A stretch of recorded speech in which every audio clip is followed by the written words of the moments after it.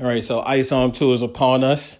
And with that, we're going to do a little review recap. So spoilers, obviously, if you haven't seen or read the first Isom 1, go watch the review for that on the channel, or however you catch up, go Wikipedia, whatever, because in this one, we're going to be working straight from there. So spoilers again.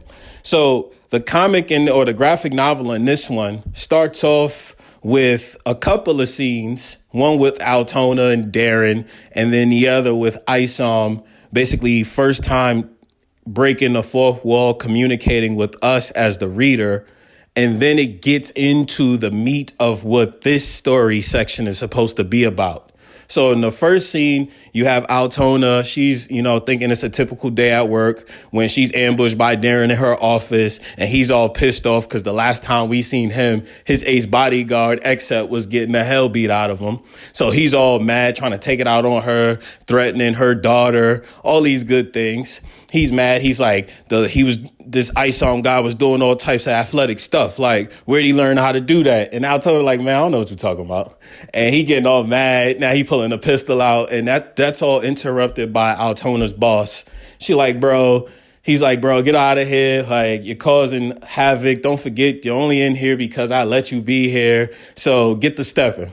So, Darren ain't taking that lightly. He like, yo, bro, watch who you talking to, this and that.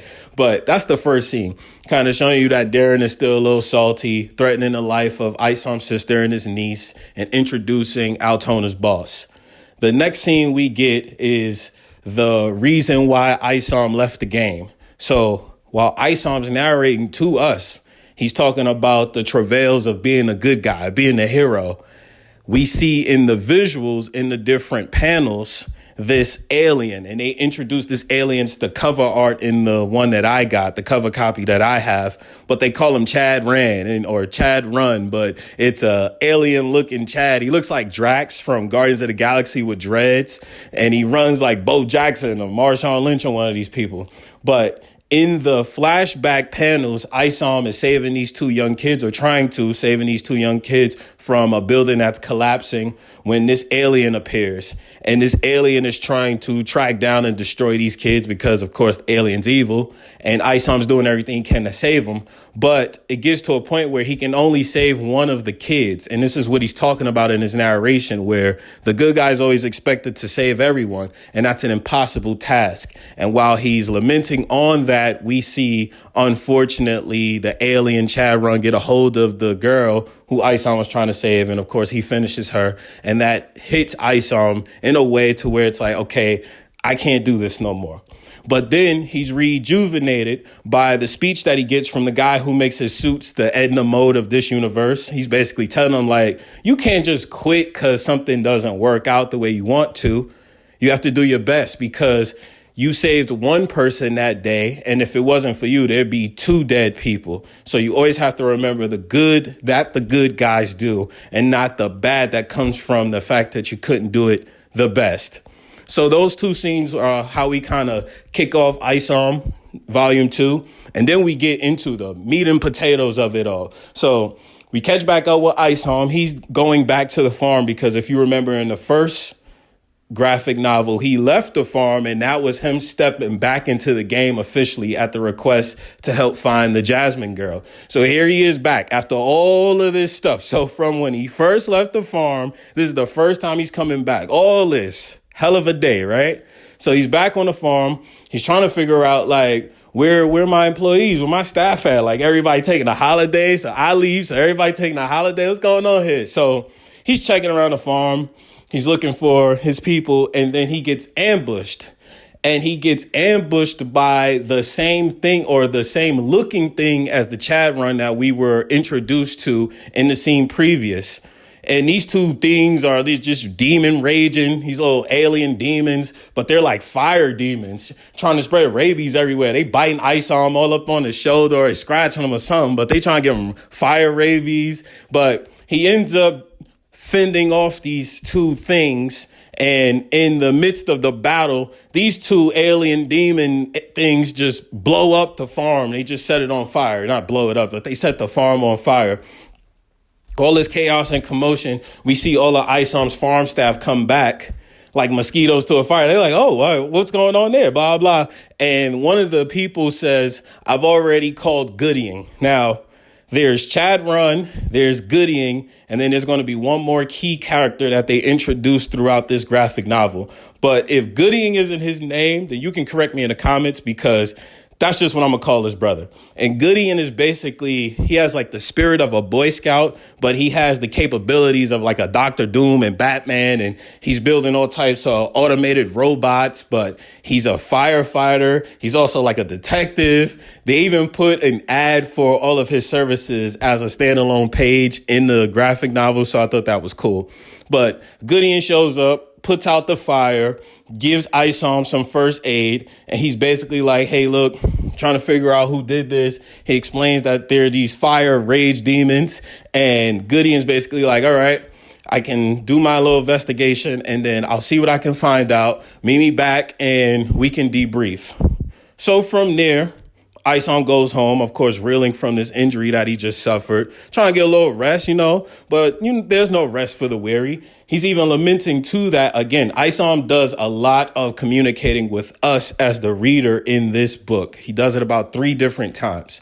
So he's trying to get some rest, getting attacked by fire demons, and his sister gives him a call.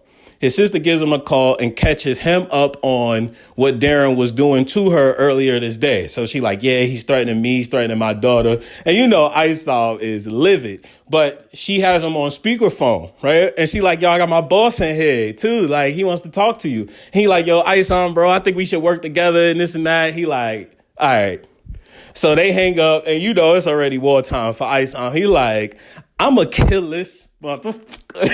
He like, listen, I'm going to kill this man. He keep threatening my family. I'm not playing with this dude, right? So I like what they're setting up here with Isom and Darren, as like Darren is going to be the constant menace, the thorn in Isom's side, regardless of how they scale the universe. This human brother to brother beef is always going to be on some Biggie Tupac type stuff. So I like it. So, Isom is pissed. So look, he went and got the strap and all that. Like, he like, all right, I'm about to finish this man.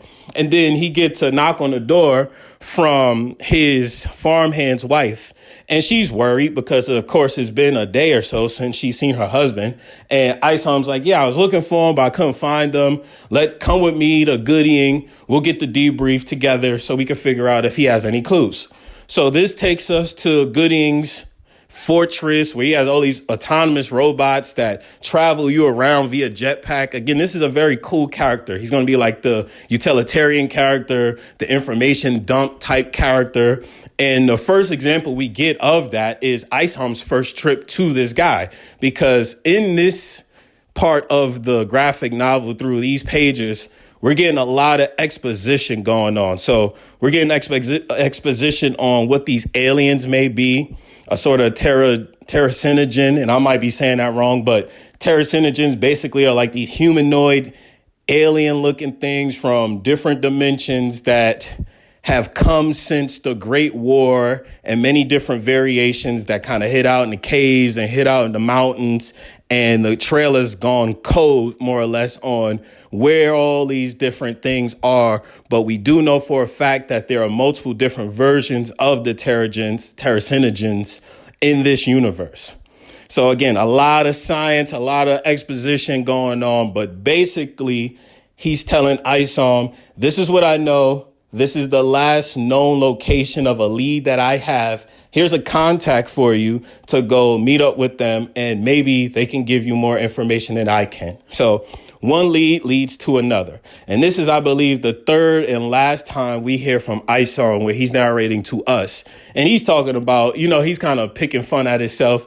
He's saying all these superheroes usually driving these fast cars, the nice flying mobiles. And here I am with the good old the good old F5 100 making it work. You understand? I don't want to call it a Ford F-150 because it's a created universe. So I can just call it the Ford F500, right? The push it to the limit mobile. He ain't got no ice on copters and none of that stuff. He just got a good old truck making it work.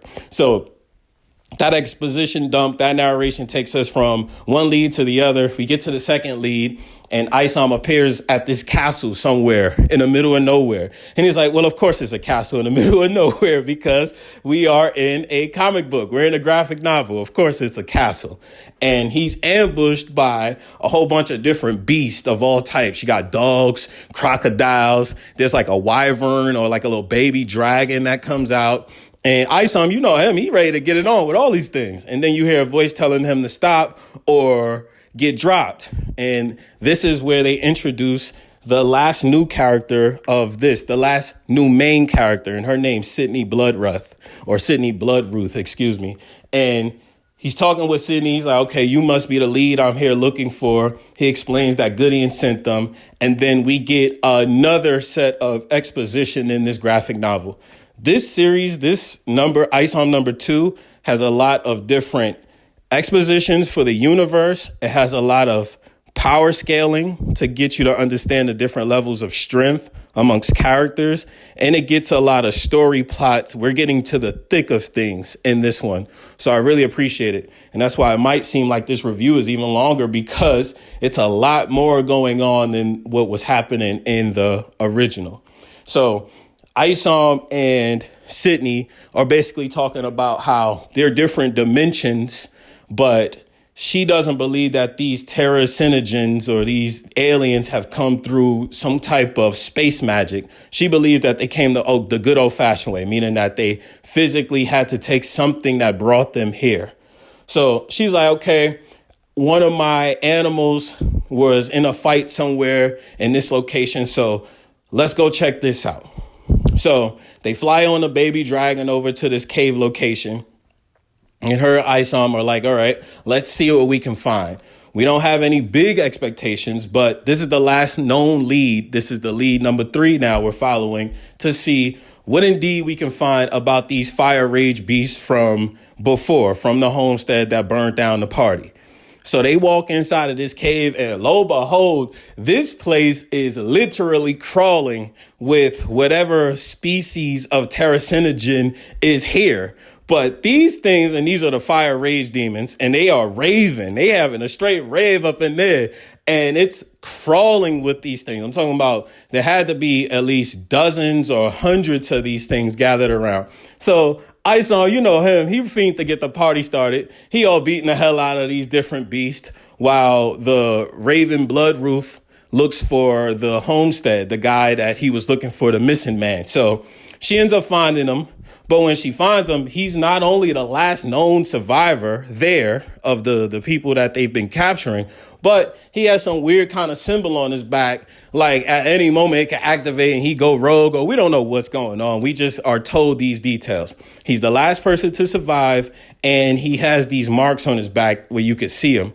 So Bloodruth saves the homestead guy, gets him out of there, and Isom is getting it on. I mean, they dedicated like 2 pages of this section to him just laying a smackdown all over these aliens, right? So this is interrupted, not Isom like literally getting interrupted, but you see panels where there are words being spoken by something that's not on the screen yet, or so to speak, it's not on the screen yet. And he's saying, you humans have proven to be worthy. You know, I'm thinking, I don't know what he sounds like. He's like, but you humans are choosing to be worthy.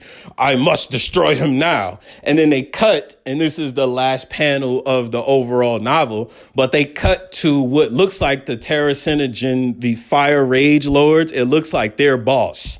So their boss is watching Isom just slapping the taste. He look, ain't even, these are fire demons. He's slapping the taste out their mouth, right? He like, nah, I can't see this. These my homies. I can't let them go out like that. And that concludes the graphic novel Isom number 2 for this iteration. And again, it may sound like a lot. I probably didn't do the best job of getting you from scene to scene because there's a lot here, and I want to stick on the main story and my biggest takeaways. So my biggest takeaway is Darren still being menacing, still showing that he has power, even though he's not some extraterrestrial or outer space being. He's still going to be somebody very relevant. We're following Isom. The story is picked up to the point where he's about to have a main fight against what could be the main boss of this arc. There's an interesting kind of phenomenon here between the Chad run and that boss, because they didn't leave a name or anything like that. So I just got to call him like the Fire Beast Rage Boss. The difference between Chad Run and he, because remember in Isom's flashback, he had no chance against Chad Run, that Terracinogen that he fought previous. So he's showing in the last few pages of this novel that he can fight on par, not even on par. He's dominating these kind of jobber Fire Lords, but we'll see if the gap between Isom and this Rage Boss is as high or as far away as it was against Chad Run, because that would mean that Chad Run is the strongest character we've been introduced to so far.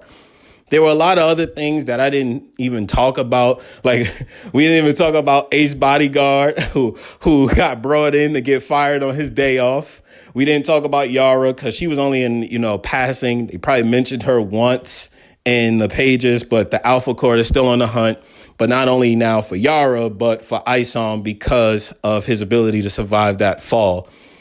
There was a wrestler who was kind of like a Stone Cold, The Rock. He was all upset, which that was something that was introduced, but neither here nor there, sort of like the Norfolkans from #1. They were introduced, but there's nothing happening with their characters yet. So overall, I thought it was a good read. I thought this was very interesting. The action picked up, and when it picked up, it really picked up. Like the back half of Isom #2 is probably the most action-packed this comic book series or this graphic novel series has been so far. And I like that. I like that they keep Isom center of attention. I like that they continue to power him up. I like that they continue to give him good showings and also give him moments of vulnerability or where he's humbled. Like watching that young girl die really changed him. It changed him so much he didn't even want to participate anymore. There are some critiques, I would say. The main critique stays the main critique where Isom looks so different. So if you look at Isom on the cover and then you go look at him at any point in any page, he's never consistently drawn the same way. I think on the cover art I have, Isom has like a mini fro, but he has a haircut in the actual comic or in the actual read. So there are different things like that, the art continuity. And I would say that there are certain cases where we're getting scenes that don't have any relevance to anything that's going on. And that might be just a comic book thing where they just use this little bit of space to introduce a thing that's going to have relevancy later. But for example, all of the Gooding scenes were relevant. All of the Sydney Bloodruth scenes were relevant. All of the Darren scenes are relevant. There are a lot of other scenes like the leader of the project, Isos, whatever, the Lincoln guy, Altona's boss. Like there was a scene where he was set up to get killed, but it didn't happen. So I guess that's relevant for the future, but I believe Altona is going to end up running that whole thing anyway. So we'll see how that goes. But overall, I would say if you're somebody sitting on a fence about should I read this Isom 2, should I buy it, go ahead and buy it. Because even if you're starting from this one here, this is where the action picks up.